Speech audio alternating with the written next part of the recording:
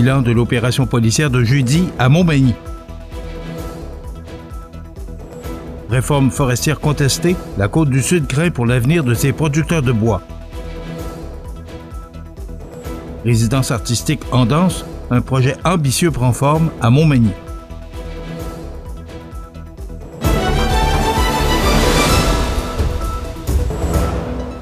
Lundi 2 mars 2026.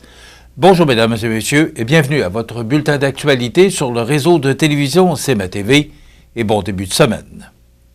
D'abord, les pompiers du service des incendies de la municipalité de Berthier-sur-Mer ont répondu à un appel ce vendredi avant-midi 27 février au 46 boulevard Blais-Est, adresse correspondant à la ferme Galibois.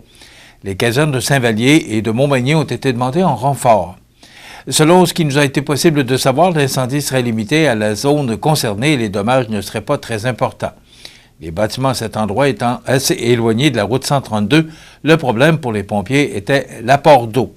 Il leur a donc fallu étendre plusieurs mètres de boyaux à partir de la borne d'incendie la plus près jusqu'au lieu de l'intervention. La borne fontaine étant située de l'autre côté du chemin, les sapeurs ont dû procéder à la fermeture de la route le temps de leur travail. Plus de détails pourraient nous venir, on pourrait avoir plus de détails en début de semaine pour cet incendie à Berthier-sur-Mer vendredi dernier. Les policiers de la Sûreté du Québec ont mené le 26 février dernier une importante opération en matière de trafic de stupéfiants et d'infractions à caractère sexuel à Montmagny. Au total, 10 personnes, 7 hommes et 3 femmes, toutes résidant à Montmagny, ont été arrêtés pour possession de stupéfiants en vue d'en faire le trafic. Selon les autorités, les suspects seraient reliés de près ou de loin au Blood Family Mafia, le BFM, en lien avec le conflit de violence armée qui secoue actuellement le milieu criminel dans l'Est du Québec. Et certains faisaient également l'objet de mandats d'arrestation et ont été appréhendés pour des infractions à caractère sexuel.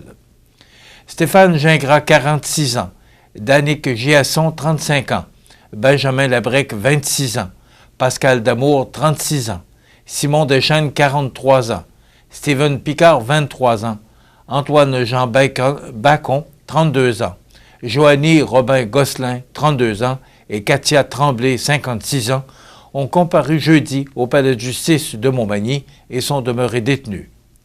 Une femme de 43 ans a pour sa part été libérée sous promesse de comparaître à une date ultérieure.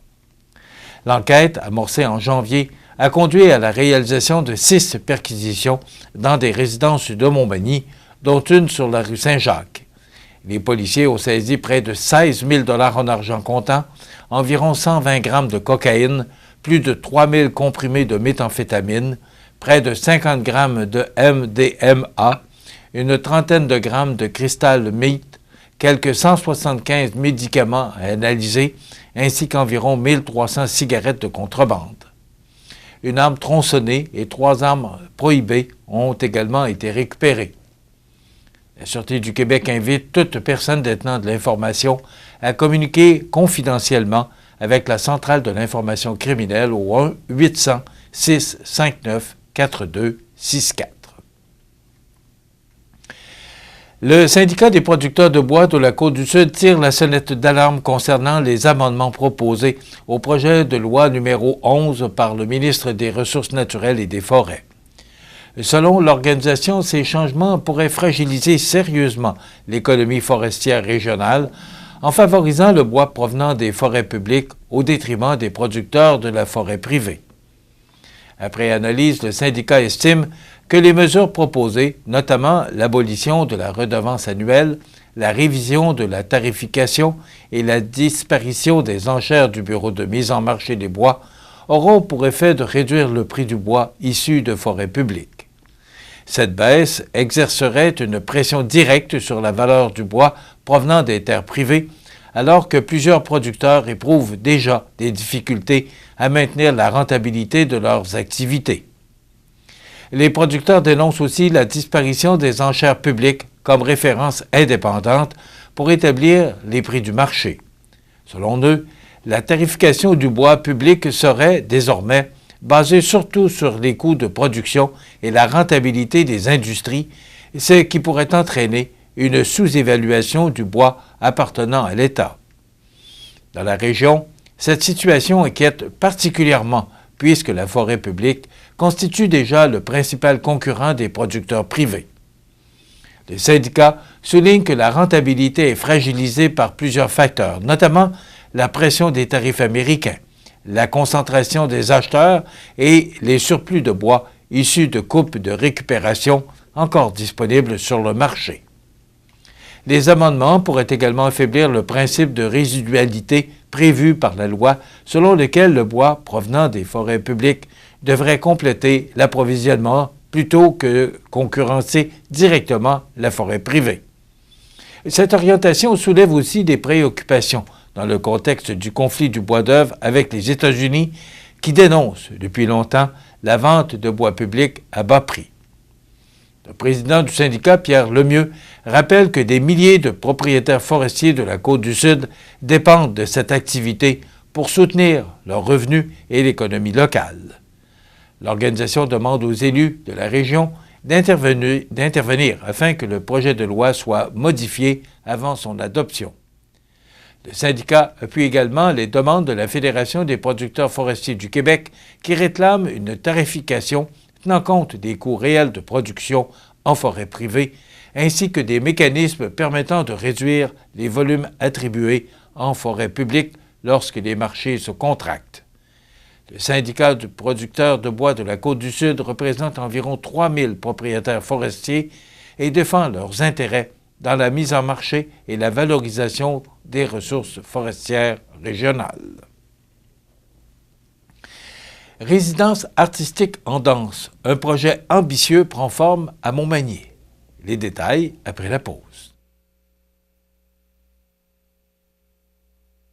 Le restaurant Pizzeria Porto Bellissimo, un incontournable à Saint-Jean-Port-Joli. Pizza débordante de garnitures, menus variés et abordables. Délicieux desserts avec des produits de grande qualité des gâteries de l'Ami. Porto Bellissimo et les gâteries de l'Ami, route de l'Église à Saint-Jean-Port-Joli.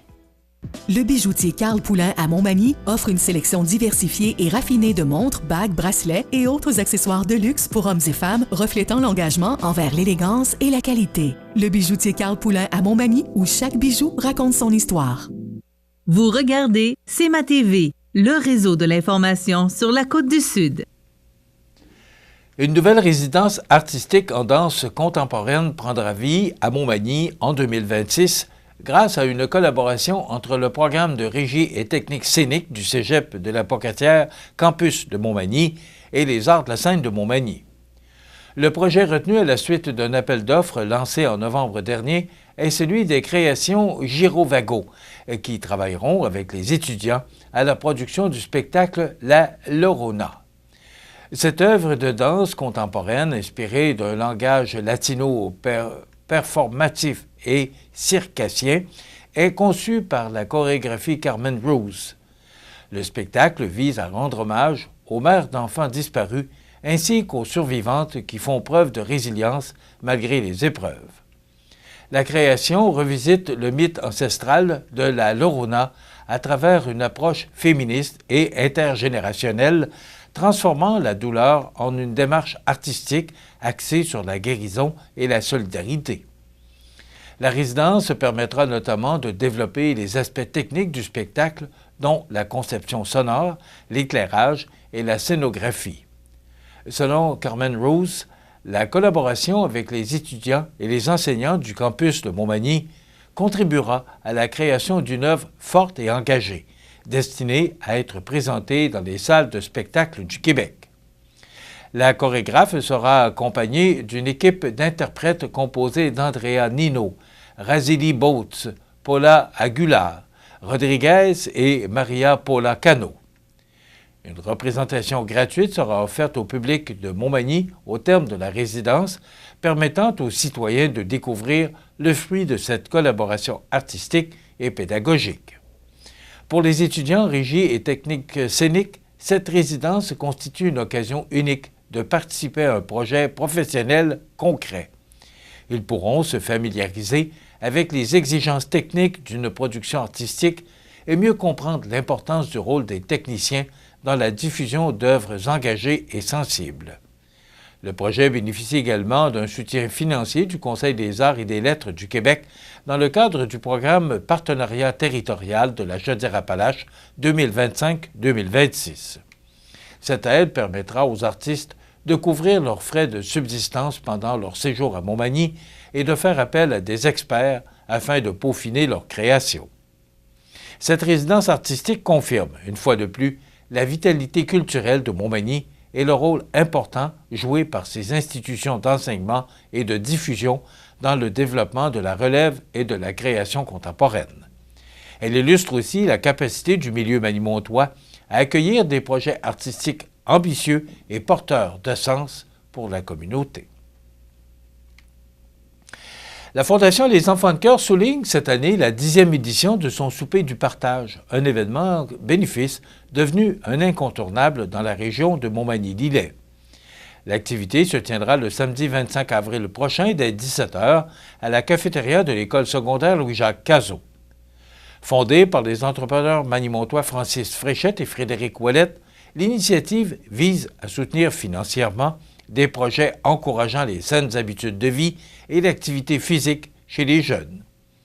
Depuis 2014, la Fondation a remis plus de 451 000 $ à des écoles et des organismes locaux, dont 127 000 provenant directement du souper du partage. L'événement s'est progressivement imposé comme la principale activité de financement de l'organisme et comme un important moment de rassemblement pour la communauté.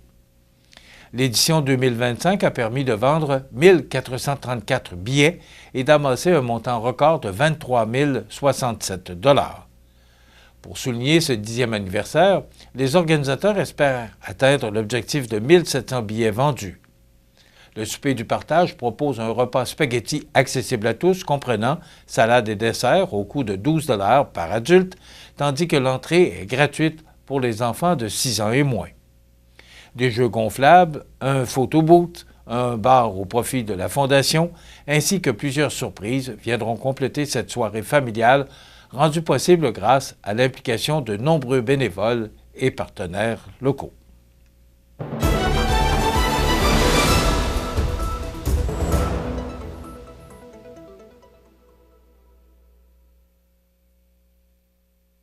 Deux défaites en fin de semaine face à des meilleures formations de la Ligue. Mais la troupe de Raphaël Saint-Laurent a tout de même récolté 2 points importants dans la course au classement.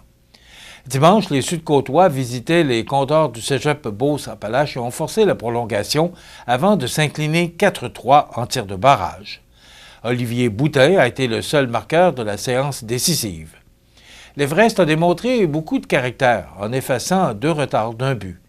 Xavier Fournier a d'abord inscrit son 21e but de la saison en avantage numérique avant que Victor Poulin ne crée l'égalité 3-3, lui aussi en supériorité numérique avec un 21e filet cette saison. Le défenseur Tristan da Silva s'est illustré avec plusieurs passes et un but, tandis que le gardien Victor Régis a réalisé 35 arrêts devant la cage. Vendredi, devant ses partisans, l'Everest a aussi dû se contenter d'un seul point dans une défaite de 5-4 en tir de barrage face aux Rangers de Montréal. La formation sud-côtoise est revenue de l'arrière à 2 reprises et a même pris les devants avec 10 minutes à faire grâce au but de Milan Chartier. Noah Woodard, avec 2 filets, et Joey Pelletier ont aussi marqué dans cette rencontre où 9 joueurs ont obtenu au moins 1 point. Avant la rencontre, l'organisation a honoré ses joueurs de 20 ans disputant leur dernière saison junior. Malgré ces 2 revers, l'Everest conserve une priorité de 3 points sur l'Indigo et disputera son dernier match de la saison mercredi soir à Montmagny contre le Titan de Princeville. Voilà ce qui complète votre bulletin d'actualité de ce lundi 2 mars. Dans un moment, les prévisions de la météo. Et pour le menu de cette émission du lundi 2 mars, dans quelques instants, on reçoit le député fédéral, M. Bernard Généreux, qui sera avec nous jusqu'à la fin de l'émission. Et il y aura, entre-temps, les trouvailles d'Audrey qui nous présente ce qu'elle a trouvé chez le magasin Coop IGA La Paix de Saint-Jean-Port-Joli. Alors voilà, c'est le menu de cette émission du 2 mars. Je vous souhaite donc une excellente